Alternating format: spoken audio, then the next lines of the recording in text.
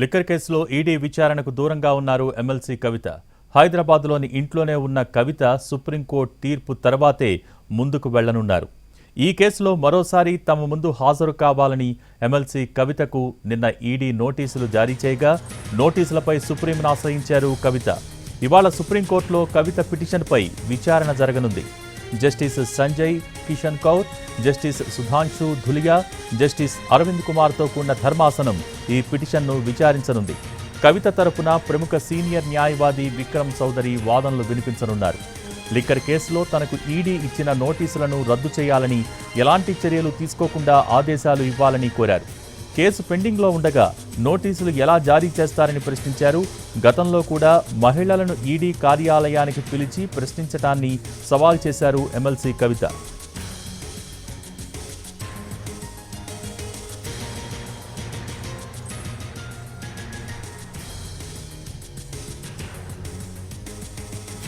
Liquor కేసులో ED విచారణకు దూరంగా ఉన్నారు ఎమ్మెల్సీ కవిత.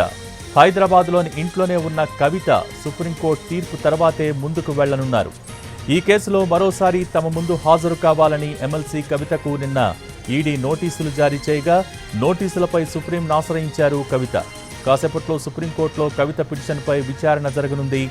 Justice Sanjay Kishan Kaur, justice Sudhanshu Dhulia, justice Aravind కుమార్తో కూడిన ధర్మాసనం ఈ పిటిషన్ను విచారించనుంది. కవిత తరపున ప్రముఖ సీనియర్ న్యాయవాది విక్రమ్ చౌదరి వాదనలు వినిపించనున్నారు. లిక్కర్ కేసులో తనకు ఈడీ ఇచ్చిన నోటీసులను రద్దు చేయాలని, ఎలాంటి చర్యలు తీసుకోకుండా ఆదేశాలివ్వాలని కోరారు. కేసు పెండింగ్లో ఉండగా నోటీసులు ఎలా జారీ చేస్తారని ప్రశ్నించారు. మరి గతంలో కూడా మహిళల్ని ఈడీ కార్యాలయానికి పిలిచి ప్రశ్నించడాన్ని సవాల్ చేశారు MLC Kavitha.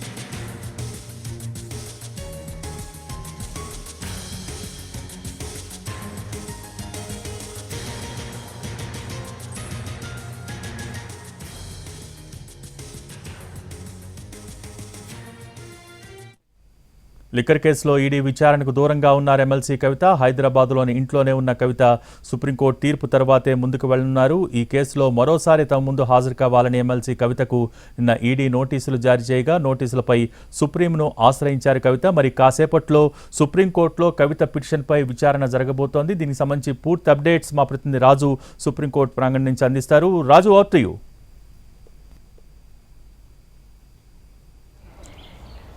Thank you Bhogi. చాలా కీలకమైనటువంటి కేసుగా చూస్తున్నారు కవితతో పాటు అటు కవితకు సంబంధించినటువంటి లీగల్ టీం మొత్తం కూడా. ఎందుకంటే ఎప్పుడైతే లిక్కర్ కేసుకు సంబంధించినటువంటి విచారణ కోసం కవితకు అంటే మార్చి నెలలో నోటీసులు జారీ చేసినటువంటి సందర్భంలోనే సుప్రీంకోర్టులో పిటిషన్ వేశారు.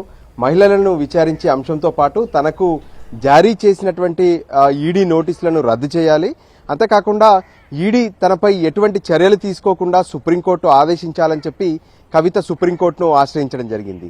అయితే ఆ తర్వాత కూడా ఈడీ 3 రోజుల పాటు కవితను విచారణ జరిపింది. అయితే ఈ మధ్య కాలంలో కవితకు ఎటువంటి నోటీసులు అందలేదు. మధ్యలో 1-2 సార్లు కవితకు సంబంధించినటువంటి లీగల్ టీం ప్రతినిధులు ఈడీ కార్యాలయానికి కూడా హాజరైనటువంటి సందర్భాలు చూశాము. అయితే ఎప్పుడైతే తాజాగా కవితకు ఈడీ నోటీసులు ఇచ్చిందో లిక్కర్ కేసులో విచారణకు హాజరు కావాలని చెప్పి, వాస్తవానికి ఈరోజు ఉదయం 10:30 గంటలకు కవిత ఈడీ ముందు హాజరు కావాల్సి ఉంది నోటీసుల ప్రకారం. కానీ సుప్రీంకోర్టులో గతంలో వేసినటువంటి పిటిషన్కు అనుబంధంగా మరొక పిటిషన్ను కవిత తరపున న్యాయవాదులు సుప్రీంకోర్టులో వేశారు. ఈ పిటిషన్లో ఉన్నటువంటి సారాంశం ప్రకారం ఇప్పటికే సుప్రీంకోర్టులో తమ కేసు పెండింగ్లో ఉంది, మరోసారి ఈడీ నోటీసులు ఇచ్చింది. సో ఈ పరిస్థితుల్లో ఖచ్చితంగా ఈడీ ఇచ్చినటువంటి నోటీసుల విషయంలో ఒక స్పష్టమైనటువంటి ఆదేశాలు సుప్రీంకోర్టు ఇవ్వాలంటూ ఆ అనుబంధ పిటిషన్ దాఖలు చేశారు. సో దానికి అనుగుణంగానే ఈరోజు సుప్రీంకోర్టు రెండో కోర్టులో ఈ కోర్టులో లిస్ట్ అయినటువంటి పరిస్థితి కనిపిస్తుంది. ఇందులో 32వ కేసుగా కవిత కేసు ఉంది. అయితే 32వ కేసు రావడానికి మరో గంట సమయం పట్టే అవకాశం కనిపిస్తుంది. ప్రస్తుతం 18వ కేసు సుప్రీంకోర్టు రెండో కోర్టులో నడుస్తున్నటువంటి పరిస్థితి ఉంది. సో 32వ కేసు వచ్చిన తర్వాత దానికి సంబంధించినటువంటి ఆదేశాలు ఎలా ఉంటాయో దాని ప్రకారమే ఆ కవిత ఈ ఈడీ ఇచ్చినటువంటి నోటీసుల విషయంలో స్పందించే అవకాశం కనిపిస్తుంది. ఎందుకంటే తనకు నోటీసులు అందినప్పటికీ కూడా ఈరోజు తాను వెళ్లడం లేదు, లీగల్ టీం చూసుకుంటుందని చెప్పి నిన్న స్పష్టంగా నిజామాబాద్ నుంచి మీడియా ప్రకటనలో తను మాట్లాడినటువంటి పరిస్థితిని చూసాము.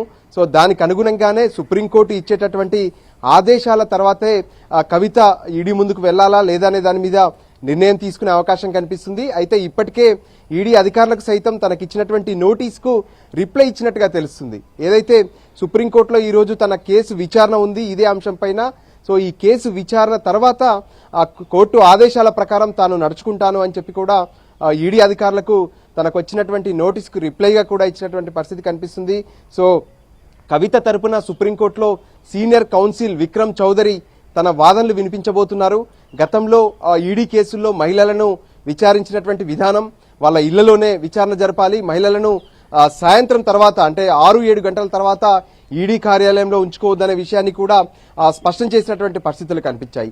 అంతేకాదు ఈ సందర్భంగా కవిత తరపున న్యాయవాదులు సుప్రీంకోర్టు దృష్టికి గతంలో తీసుకెళ్లినట్టుగానే ఎవరైతే ఇప్పటి వరకు ఢిల్లీ లిక్కర్ కేసులో అరెస్ట్ అయినటువంటి వాళ్ళు ఉన్నారో వాళ్ళను 3rd డిగ్రీ ఉపయోగించి బెదిరించి వాళ్ళ ద్వారా కొన్ని విషయాలను రాపిస్తున్నారు, వాళ్ళ ద్వారా కొన్ని విషయాలు చెప్పిస్తున్నారు. సో దీనివల్లే ఇబ్బంది కలుగుతుందని చెప్పి కూడా స్పష్టం చేసినటువంటి పరిస్థితి కనిపిస్తుంది. సో దానికి అనుగుణంగానే సుప్రీంకోర్టు ధర్మాసనం ఈరోజు కవిత కేసులో ఎటువంటి ఆదేశాలు ఇవ్వబోతుందనేది మాత్రం చాలా కీలకంగా మారుతుంది.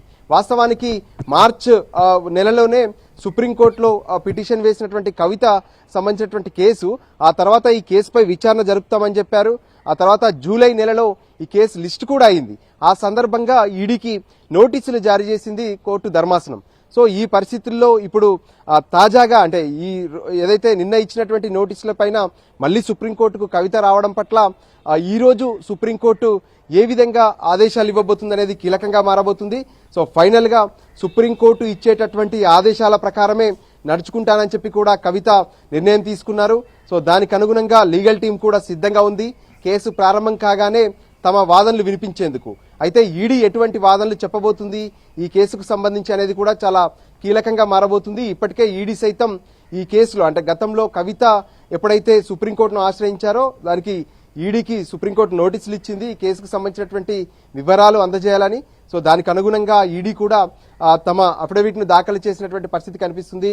సో ఫైనల్ గా కేసు ప్రారంభమవుతే ఈ కేసులో సుప్రీంకోర్టు ధర్మాసనం ఎటువంటి ఆదేశాలు ఇస్తుంది, దానికి అనుగుణంగా కవిత ఏ విధంగా నడుచుకోవాల్సి ఉంటుంది అనేది కూడా నిర్ణయం తీసుకునే అవకాశాలు అయితే స్పష్టంగా కనిపిస్తున్నాయి. Bhogi. Okay, thank you Raju.